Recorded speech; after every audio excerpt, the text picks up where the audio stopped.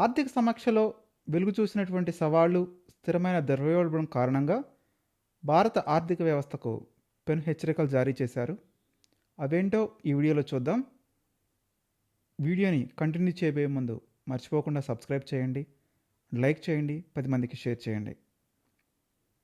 కేంద్ర ఆర్థిక మంత్రిత్వ శాఖ రీసెంట్గా విడుదల చేసినటువంటి మంత్లీ ఎకనామిక్ రివ్యూ ఆధారంగా మనం మాట్లాడుకుంటే భారత ఆర్థిక వ్యవస్థపై మిశ్రమ సంకేతాలు వెలిబుచ్చింది. ఒకవైపు వినియోగదారుల స్థాయిలో ద్రవ్యోల్బణం అదుపులోకి ఉన్నప్పటికీ, మరొక వైపు దేశీయ మరియు అంతర్జాతీయ పరిస్థితుల కారణంగా భవిష్యత్తులో కొన్ని కీలక సవాళ్లు ఎదురయ్యే అవకాశం ఉంది. అందులో చూసుకుంటే చిల్లర ధరల మధ్య పెరుగుతున్నటువంటి అంతరం. ఈ నివేదికలో ప్రస్తావించినటువంటి అంశాలు హోల్సేల్ ప్రైస్ ఇండెక్స్, దాన్ని మనం డబ్ల్యూపీఐ అంటాము, and consumer price index. WPI CPI మధ్య ఉన్నటువంటి డిఫరెన్స్ ఎలా ఉంటుంది అంటే దాదాపు 8.3% ఉంటుంది. దీనిని కన్జ్యూమర్ ప్రైస్ ఇండెక్స్తో చూస్తే కేవలం 3.5% మాత్రమే ఉంది. అంటే ఉత్పత్తిదారులు కానివ్వండి, వ్యాపారులు ఎదుర్కొన్నటువంటి ఖర్చులు గణనీయంగా పెరుగుతున్నా కానీ ఆ భారం ఇంకా వినియోగదారులపై పడలేదు. ధరల పెరుగుదల కొనసాగితే అది నార్మల్ మార్కెట్లో కూడా కనిపించే అవకాశాలు ఉంటాయి. దీనికి ప్రధాన కారణం చమురు దిగుమతులు. భారత ఆర్థిక వ్యవస్థకు మరొక పెద్ద సవాల్ ఇంధన రంగం. దేశం తన అవసరాలకు గాను భారీ స్థాయిలో ముడి చమురును దిగుమతి చేసుకుంటుంది.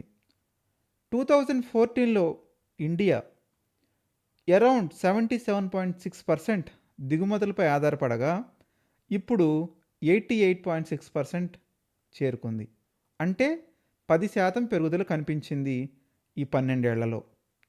ఇక అంతర్జాతీయ మార్కెట్లో కూడా ముడి చమురు ధరలు పెరిగితే దాని ప్రభావం నేరుగా భారత ఆర్థిక వ్యవస్థపై పడుతుంది. పెట్రోల్, డీజిల్ రవాణా ఖర్చులు, ఉత్పత్తి వ్యయాలు, చివరికి ద్రవ్యోల్బణం కూడా పెరుగుతుంది. సో దీని ప్రభావం ప్రపంచ ఇంధన మార్కెట్లపై కూడా ఉండబోతుంది. ప్రపంచవ్యాప్తంగా ఇంధన ధరలు ఎలా మారతాయో, పెరుగుతాయో భారత ఆర్థిక పరిస్థితులపై ఆధారపడి ఉంటుంది. మరీ ముఖ్యంగా అంతర్జాతీయంగా ఉద్రిక్తతలు, యుద్ధాలు, సరఫరా అంతరాయాలు కూడా చమురు ధరలను పెంచే అవకాశం ఉంటుంది.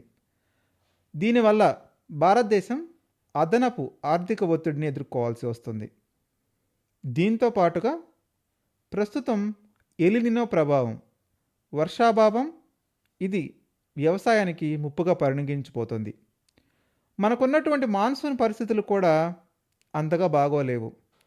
వర్షపాతం సాధారణ స్థాయి కంటే తక్కువగా ఉంటే వర్షాభావ పరిస్థితులు ఏర్పడతాయి. అప్పుడు వ్యవసాయ ఉత్పత్తి మందగిస్తుంది. వ్యవసాయం ఇప్పటికీ భారత ఆర్థిక వ్యవస్థలో కీలక పాత్ర పోషిస్తుంది. పంట దిగుబడులు తగ్గటం వల్ల ఆహార ధరలు ఆటోమేటిక్గా పెరుగుతాయి. దీంతో గ్రామీణ వాతావరణం, గ్రామీణ ఆర్థిక వ్యవస్థ మందగిస్తుంది. కొనేవాళ్ళు, అమ్మేవాళ్ళు కూడా ఇబ్బందులు పడతారు. దీని ద్వారా ద్రవ్యోల్బణం పెరిగిపోతుంది.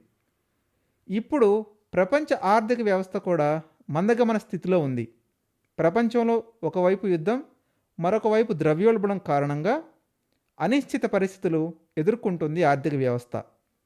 ఈ పరిస్థితి భారత ఎగుమతులపై కూడా ప్రతికూల ప్రభావం చూపేటువంటి అవకాశం చాలా ఉంది.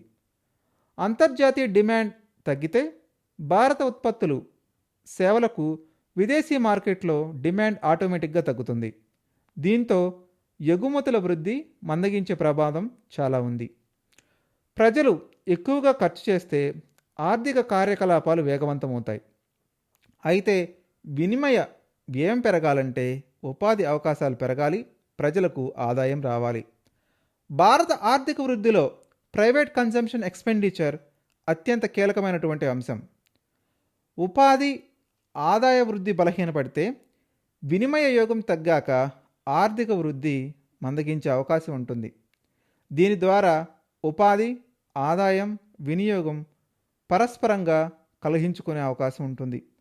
ఉపాధి అవకాశాలు పెరిగితే ఆదాయాలు పెరుగుతాయి, ఆదాయాలు పెరిగితే వినియోగం పెరుగుతుంది.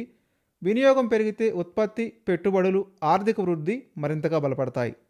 అందువల్ల ఉపాధి కల్పన మరియు ఆదాయ వృద్ధి దేశ ఆర్థిక వ్యవస్థకు కీలక ఆధారాలు. ఇప్పుడు జరుగుతున్నటువంటి పరిణామాలు ఆర్థిక వ్యవస్థపై, ఆర్థిక పరిస్థితులపై ప్రభావం చూపే అంశాలు మనం ఒకసారి చూసుకుంటే, ద్రవ్యోల్బణం పెరుగుతుంది, ఇంధనం పెరుగుతుంది, ఉపాధి అవకాశాలు పెరుగుతాయి, మరికొన్నిసార్లు తగ్గే అవకాశాలు కూడా ఉంటాయి. వినియోగదారుల ఖర్చులు అమాంతం పెరుగుతాయి. వ్యవసాయ ఉత్పత్తి మందగిస్తుంది, పెట్టుబడుల ప్రవాహం కూడా తగ్గుతుంది. ప్రస్తుతానికి ఉన్న ప్రపంచ ఆర్థిక పరిస్థితులు ఆందోళనకర రీతిలో ఉన్నాయి. వీటి ద్వారా భౌగోళికంగా, రాజకీయంగా ఉద్రిక్తలు వచ్చే అవకాశాలు ఉంటాయి. ప్రపంచవ్యాప్తంగా పెరుగుతున్నటువంటి జియోపొలిటికల్ టెన్షన్స్, శ్రీలంక చూసినా, బంగ్లాదేశ్ చూసినా, నేపాల్ చూసినా జియోపొలిటికల్ టెన్షన్స్ ఏ విధంగా ఉన్నాయో మనకు అర్థమవుతుంది. ఇప్పుడు అవి కూడా భారత ఆర్థిక వ్యవస్థకు పెనుసవాలుగా మారేటువంటి అవకాశం ఉంది. యుద్ధాలైతేనేమివ్వండి, అంతర్జాతీయ ఘర్షణలు, వాణిజ్య ఆంక్షలు, సరఫరా గొలుసు అంతరాయాలు కూడా ఇప్పుడున్నటువంటి ఆర్థిక వృద్ధిని ప్రభావితం చేయబోతున్నాయి. వాటి ప్రభావం భారతదేశంపై చాలా ఉండబోతుంది. ఇందులో మరీ ముఖ్యంగా చూసుకుంటే ద్రవ్యోల్బణం సిపిఐ 3.5% వద్ద ట్రేడ్ అవుతుంది. ఇక డబ్ల్యూపీఐ చూసుకుంటే 8.3% భవిష్యత్తులో ధరల పెరుగుదలకు సంకేతాన్ని చూపిస్తుంది. భారత్ చమురు దిగుమతులపై ఎంతగానో ఆధారపడుతుంది కాబట్టి దీనివల్ల నష్టపోయే అవకాశాలు ఎక్కువ ఉంటాయి. వర్షాభావం వ్యవసాయ ఉత్పత్తిపై తిరోగమన స్థితిలో ఉండే అవకాశం ఉంది. ఉపాధి, ఆదాయం, వృద్ధి ఇవి మూడు కూడా ఆర్థిక వృద్ధిలో కీలకమయ్యేటువంటి అవకాశం ఉంది. జియోపొలిటికల్ టెన్షన్స్ కూడా రాబోయే కాలంలో ఉంటున్నాయి. వీటి ఆధారంగా భారత ఆర్థిక వ్యవస్థ ప్రస్తుతానికి స్థిరంగా ఉన్నప్పటికీ ఇంధన ధరలు పెరగడం, వర్షాభావ పరిస్థితులు, ప్రపంచ ఆర్థిక అనిశ్చితులు, ఉపాధి పరిస్థితులు, అంతర్జాతీయ రాజకీయ ఉద్రిక్తతల కారణంగా భవిష్యత్తులో వృద్ధి రేటుపై తీవ్రంగా ప్రభావితం చూసే అంశాలు ఉంటాయి. అందువల్ల ప్రభుత్వం విధానపరమైన నిర్ణయాలు, పరిశ్రమలు ఈ సవాళ్ళను ఎదుర్కొంటాయో చూడాల్సినటువంటి అవసరం ఉంది. వీటి ఆధారంగా తగిన చర్యలు తీసుకున్నప్పుడు మాత్రమే సామాన్యుడిపై ఎటువంటి భారం పడకుండా ఉంటుంది. లేని పక్షంలో ద్రవ్యోల్బణం పతాక స్థాయికి చేరుకోవటం ఖాయం. మీరు కూడా మీ